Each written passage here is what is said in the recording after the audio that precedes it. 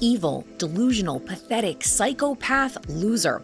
That's what Bryan Kohberger was called to his face by the families of his victims as a judge handed down 4 life sentences for murder. Plus, Columbia University reaches deep into their pockets, agreeing to a massive settlement with the Trump administration. I'll tell you the eye-popping number in a post-exclusive. And a sports debate. Should a 12-year-old little leaguer be banned from the state championship for a very common home run celebration? Those stories and more today, Thursday, July 24th. I'm Caitlin Becker, and this is the New York Postcast. 4 life sentences. That's what an Idaho judge gave to quadruple murderer Bryan Kohberger in court Wednesday.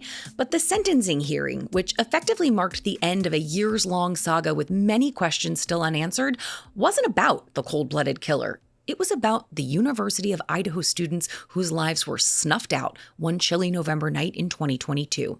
The 2 surviving roommates from 1122 King Road, along with the relatives of the victims, had an opportunity to address the man who brutally stabbed to death Maddie Mogen, Kaylee Gonsalves, Xander Kernodle, and Ethan Chapin. The statements ranged from absolutely heartbreaking to defiant. This is Kaylee's sister addressing Kohberger.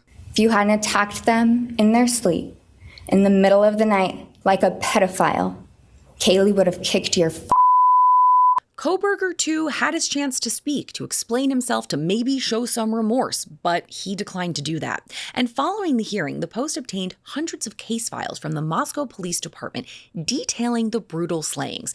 And brutal is not a word I am using lightly here. These new documents revealed just how horrific these murders were. One victim's face was completely disfigured, another was stabbed upwards of 50 times, and blood was tracked all across the house.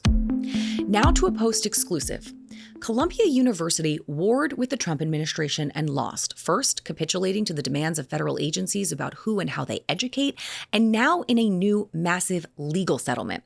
The Ivy League university agreed to pay the federal government $200 million over civil rights violations against Jewish students and racially discriminatory practices on campus. Now, this all stems from the anti-Israel protests at Columbia that began in April of 2024.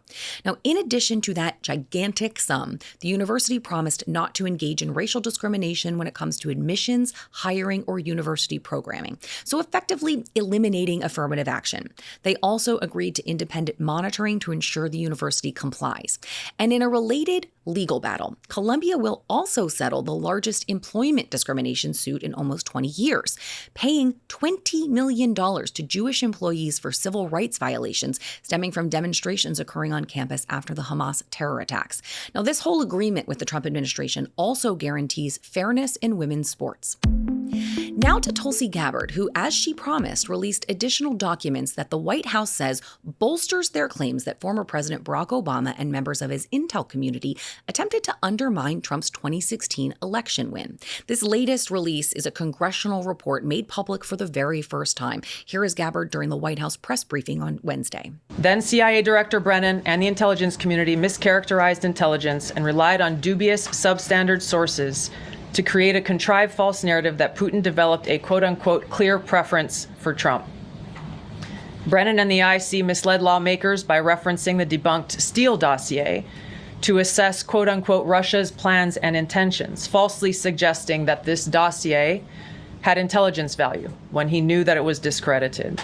Now, I know that was a little bit confusing. Basically, this harkens back to the 2016 Russia investigations and claims that Putin had interfered with the election. Gabbard had mentioned a, quote, contrived false narrative. And what she's arguing here is that the Obama administration used intel that they knew was shaky to give credit to claims that Trump and his campaign illegally conspired with Moscow. That claim was the basis of that 2-year Mueller investigation that just loomed over Trump's first term. Democratic Senator Mark Warner, he's the vice chair of the Senate Intelligence Committee, well, he shot back at this latest release in a statement saying, quote, the desperate and irresponsible release of the partisan House intelligence report puts at risk some of the most sensitive sources and methods our intelligence community uses to spy on Russia and keep Americans safe. Now to our big story. The president is gonna make it rain on ICE. A windfall of money is about to hit Immigrations and Customs Enforcement, and the agency is going to pony up the dough to recruit experienced ICE agents. The goal, of course, is to dig in on the Trump administration's sweeping deportation policy. Flush with cash from the passing of the big, beautiful bill, ICE is hoping to lure former agents back into the fold with some attractive incentives. Retired agents are telling the Post that they've been offered six-figure salaries and $50,000 in bonuses if they agree to come out of retirement. The agency has $75 billion with a B dollars in new funding, and they're trying to turn much of that into 10,000 new, or I guess technically old agents in this case. USA Jobs says that new recruits, we're talking rookies here, will make between $49,000 and $89,000 a year. So no word yet if that big, beautiful cash will find its way to the newbies with those incentives as well. For more on this, I'm joined now by the Post's Jenny Tare. So Jenny, tell us more about this plan to lure back former ICE agents. What are the details here? Right. So the Trump administration is really trying to ramp up its mass deportation campaign. It's received a flood of money from the One Big Beautiful Bill's passage. And so with that money, they're hoping to use it for recruitment of not only new agents to the force, but also former retired agents who are just sitting at home kind of watching this all happen. Some have jobs, some don't. But I've talked to a few of these retired agents, and they've told me they've applied for this, that they're very willing and ready to do this. And I think it just shows that the Trump administration needs all hands on deck. They need all the help they can get, and they need it quickly. With retired agents, you don't have to train them as much as you would a new recruit. And so that takes time, that takes months in training academies, that takes, the government's not exactly the fastest moving application process when it comes to these jobs. So this, again, fast tracks their efforts to carry out mass deportation campaigns, also do the investigative work that is kind of on hold right now. There's some being done, but a lot of agents are out in the field having to keep up with the demands of the Trump administration. So is that what you think the priority will be now for ICE, that they have this cash infusion and that they'd be able to bring in these extra bodies? Is it just down to the continuing the mass deportations, or is this investigative angle of that something they're really going to double down on? Right. So it seems like when you're wanting to have these former officers and agents coming back to the force, you're going to have a lot of them who have a lot of experience with intelligence gathering, with speaking with confidential informants. And that's a really important part of getting these higher level targets. The Trump administration's push for this quota of 3,000 illegal migrant arrests per day is definitely taking a toll on not only morale, but it's also, making it so that the quality of arrests is kind of going down. We're seeing ICE going out to Home Depots, kind of finding people who are just here illegally, who don't have a rap sheet. And so I think the goal is to also get people with experience on board who can sit at the desk, who can monitor these, targets that they have that take more hours in the day to find and track down, but who are egregious criminals that they want to nab. I know some of your reporting before had said exactly that they were stretched thin, and it was really more about quantity than quality. So it'll be interesting to see how this extra money and these extra boots on the ground could maybe change that. But before I let you go, you also have a story about immigration detainers being rejected in New York City. Can you tell me a bit about what is going on with that? Right. So the Trump administration announced that they had filed 6,000 ICE detainers with authorities in New York City. So what that means is they are requesting, hey, you have this person in custody who's here illegally. They've committed a crime. They're charged with a crime, whatever it is. We'll take them off your hands once they're done serving their time. And unfortunately, what we've learned that the Trump administration has said is that most of these have been rejected. We know New York City is a sanctuary city. We know that the local authorities don't play ball with the feds on the immigration issue. So unfortunately, this is the perfect showcase of that issue coming to light. Our Jenny Tare, thank you so much for joining me today. Thank you. Instagram is cracking down on creeps. The Mark Zuckerberg-run social media giant says that it blocked nearly 135,000 accounts earlier this year for leaving sexualized comments or requesting sexual images from accounts featuring children under 13. Parent company Meta also removed an additional 500,000 accounts on Facebook and Instagram that were linked to the originals.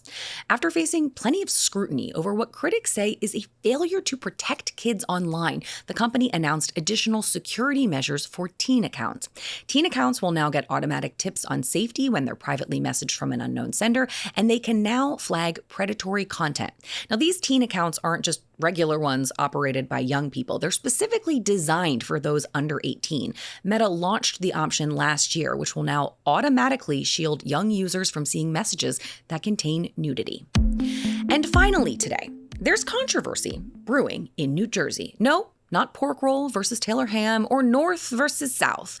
It's South and it's pork roll. End of that debate. No.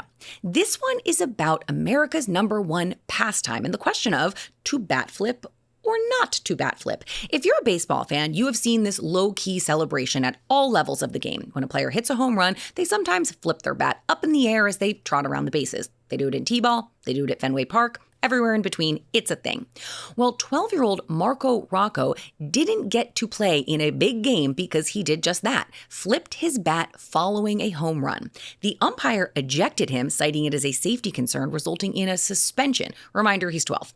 The rule, it's a bit of a gray area, but it's ultimately up to the ump to decide, and he was within his rights to toss Rocco out. The problem here is the hypocrisy. Rocco's dad told a South Jersey newspaper, quote, "Little League International openly promotes bat flipping all over their social media accounts, their websites, and the broadcasts on TV for the Little League World Series. It's openly promoted and encouraged. My son watches that and was just emulating what he sees." Now, the family has appealed the decision, and a judge, yes, this went to an actual court, will decide by 1:30 this afternoon, which is just a few hours before Rocco's big game, and we'll see if he's going to be able to play. I, who does not sports ball of any kind, am oddly so invested in this story, and I refuse to let you miss the dramatic conclusion of, does Rocco get to play? So like and subscribe to the New York Postcast wherever you get your podcasts and on YouTube, and meet me here tomorrow where I will absolutely fill you in on how all of this shakes out for Rocco. And for everything else, head to the New York Post in print or online. We really do find the most fascinating stories. I can't wait to see what I give you tomorrow.